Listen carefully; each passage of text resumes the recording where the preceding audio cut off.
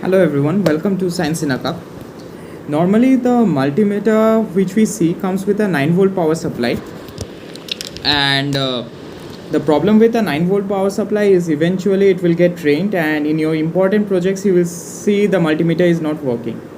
So what we are trying to do is this, we'll be replacing this 9 volt battery. So I have this multimeter which was thrown away because its power buttons were not working, and also it was draining battery very quickly.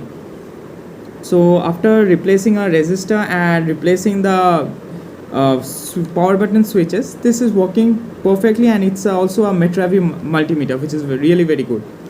So what we did was that we fixed a USB port to it, and when you powered it, so wait for some time, let me power it using a power bank.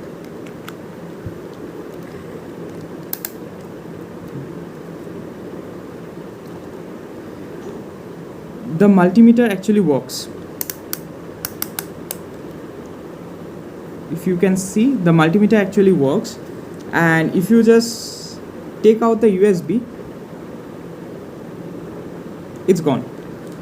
So we have used a boost converter which is XL016A. I really don't remember, I'll just give it in the screen. Using that boost converter, we tune the potentiometer to put it in the 9 volt, and so from 5 volt it is converting to 9 volt, and that's how it is powering the multimeter. I haven't used many projects you will see that they use a lithium ion battery and with a power bank module, which I am not using because the lithium ion battery eventually is used so many times that it malfunctions.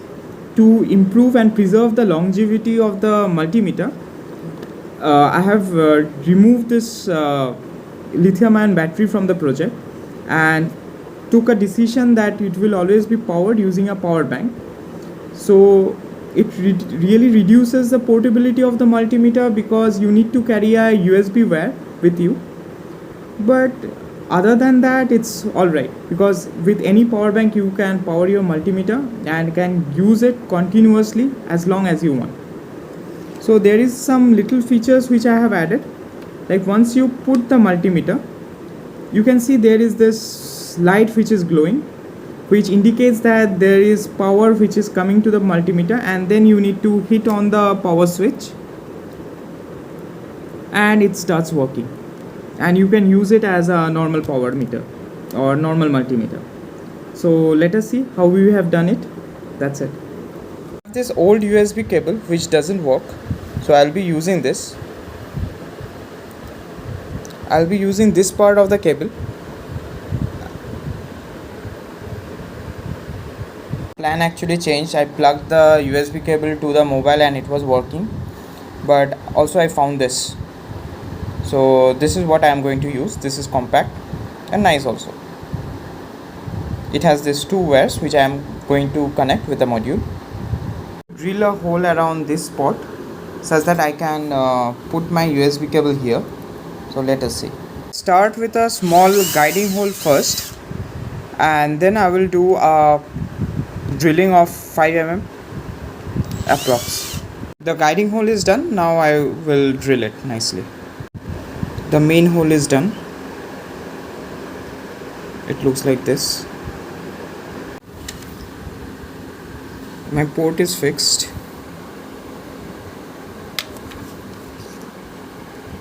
Now I will glue this into its place by using super glue, and let us see.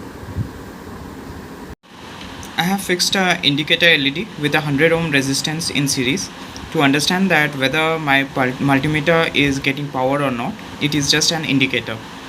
So when I plug it in, then it looks like this. A capacitor at the output for voltage filtering, and we'll put a resistance in series and connect it with this wire.